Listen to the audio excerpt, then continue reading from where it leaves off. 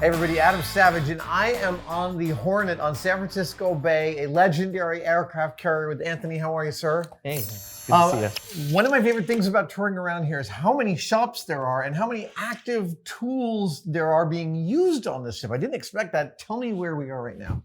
So this is Hangar Bay 3 restoration. Now, when you get stuff, do you get picky and choosy depending on how much work something might need to bring into the collection, or are you kind of like, we'll bring anything in and we'll figure it out from there?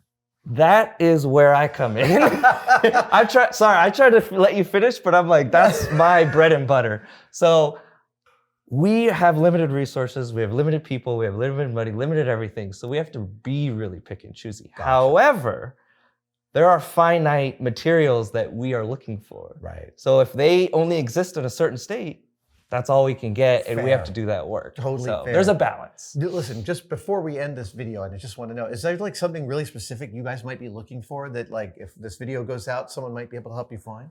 That we have a wish list that we are building right now. Goodness. Okay. And so we are working on it, and we will send it. Terrific. We'll include at least a bit of this wish list in the description, so you might be able to help these guys find something they need. Okay, I'm dying to see some projects in progress. Do you want to take me on a little tour? Yes, sir. Excellent. Where do we go? So let's start here on the table. So we do all kinds of work: metal, wood, all the mixed materials, because that's what we're working with. And so here, am I looking at here? Can I make a guess? Go for it. An ejection seat. Ding, ding, ding. That sat roughly here.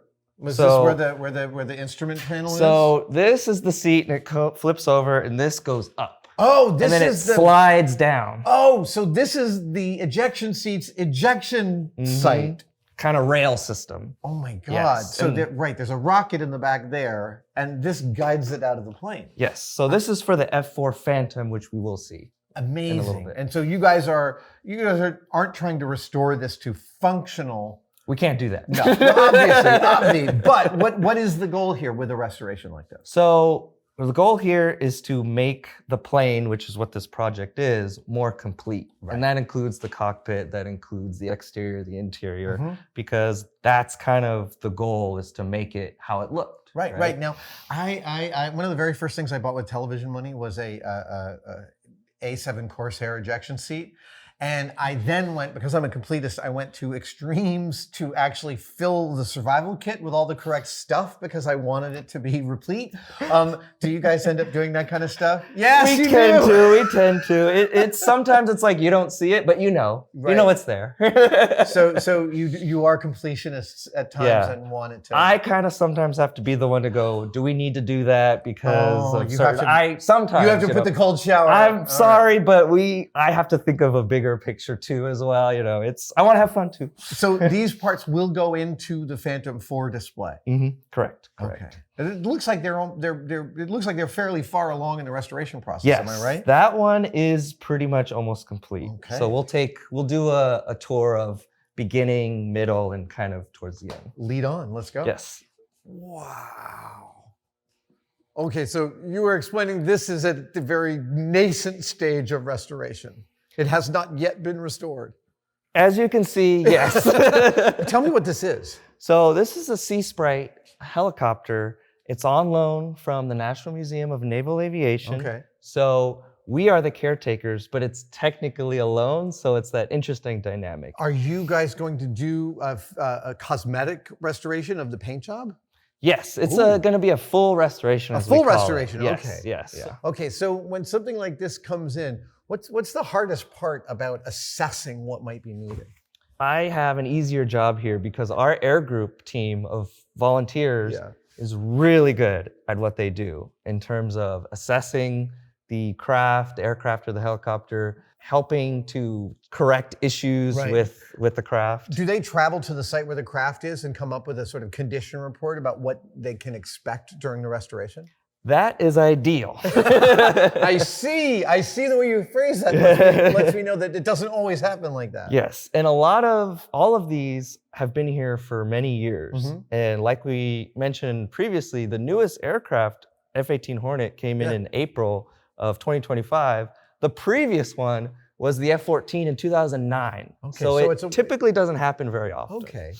Can you talk to me through some of the special features of this and the ways in which we might see its restoration happen? So the big thing I think about is the rotor blades. Right. We need to have guys and gals in our team be able to go and do restoration around it. So we need to remove the rotor blades in order to work on other parts. And we had to ask the National Museum and the Navy about, well, how do we do that? Right, because these are decades old. There are tens of thousands of parts. Their maintenance manual is probably the phone book, and so is their construction manual. And you guys need to come through all of this to figure out how to work on it. Yes, and we don't want to mess it up. So it's funny because when I replicate stuff or I'm restoring stuff in my cave, I end up falling in love with the object. I spend enough time with an object and I fall in love with it, and then I want to know every last thing that could ever be known about it, like who designed it, who flew in it. It sounds like that's similar to what you guys do with these as you're restoring them. Do you have a particular favorite part about this helicopter?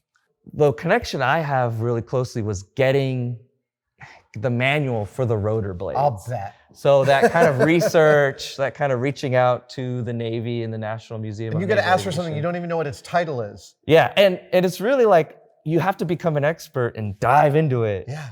And then you go, all right, on to the next thing.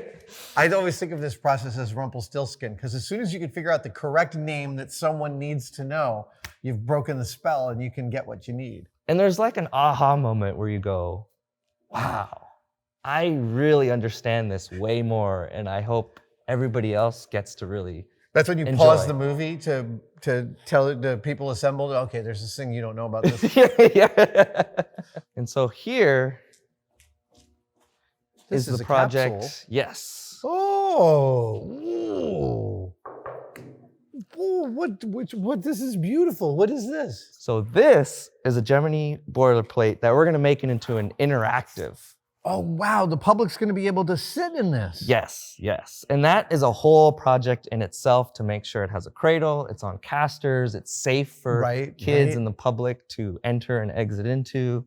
And it'll be a great addition to our space race exhibit area. The crazy fact of how small these capsules were, I mean, the Gemini capsules are a little bigger than the Mercury capsules, but still, when a human being steps into that, they're just gonna be shocked by how tiny it is. You just said it. You have to experience it. You really do, And yes. you can't not feel that if you don't do it. So that's what we're making happen. All right, so now I'm looking at these plans. It looks like this is at the very beginning stages. Will you tell me what your guys are planning to do to the interior here? So we've already done a lot. So this part had a lot more covered, like you see on the other side. Yep. And they've already cut into it in order to allow steps and the safety kind of concerns in order for people to get in and out. Yep. And then we've got the material, the metal, in order to make the carriage in order to have the casters and it be safe. Okay. So metalwork and machining is in progress right now. What about the cockpit? Are we going to have instrumentation? Yes. We're gonna have instrumentation, and we're gonna have knobs and dials and stuff for people to play. They'll actually be able to.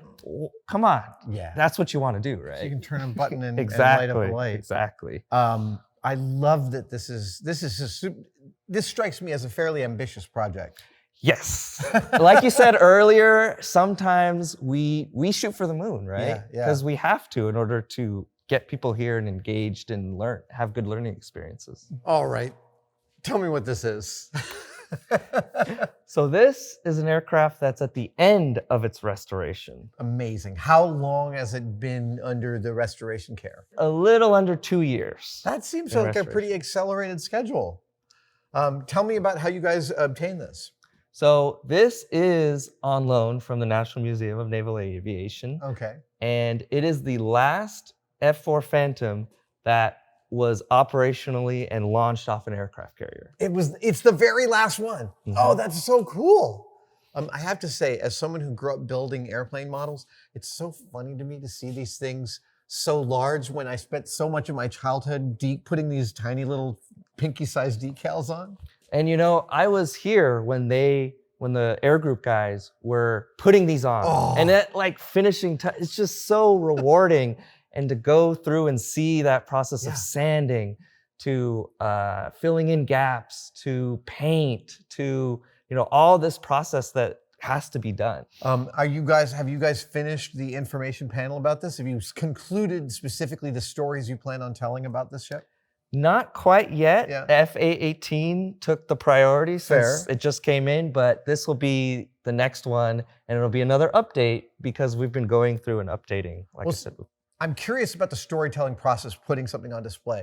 How do you guys figure out what stories there are and then dial down to what stories you want to tell?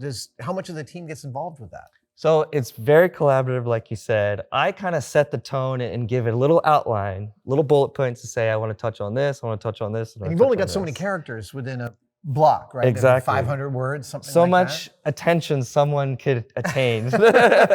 I see, right. You're working with that very careful attention economy. I love museums because they are palaces to the stories objects tell. And I'm always sad that I can't touch the things in the museums, but you guys seem to have a very tactile approach. You want the public, it seems to me, to touch some of these things and understand how they're built. I'm so excited you said that because we're literally standing on an artifact. Right. The ship itself is in our database that keeps track of all these artifacts. This ship is the first item. The building you're in is one of them, right? The ship is our building and our office and our interpretive. It's everything. That's beautiful. I love that. Do you ever get tired of these stories? No. It's a lot of work, but it gets me excited, and every day is kind of different. And so it's really fun to walk up on the pier and go, that's my job. It's a nice office you've got. And if you can't fit it in the information panel, it can go up on the website so the dedicated can go find the information they want. That is one big aspect we keep in mind. We don't want to summarize to a point where we lose the facts. Right. That's kind of our motto. We want to condense it for the general public, but we don't want to lose the information as well. It's a beautiful effort, man. Thank you so much. Thank Really, you. really cool. Thanks for visiting. I can't thank you enough for supporting us by watching the channel. If you've been to our merch store, you might want to head there again because we are always updating our roster with new products. Here is the anime-inspired Tested logo in Japanese, one of my all-time favorite new designs. We're also selling Tested mugs and Tested hats. Oh, and if you want a cup of tea, we're selling that too. Tested-store.com. Tested-store.com.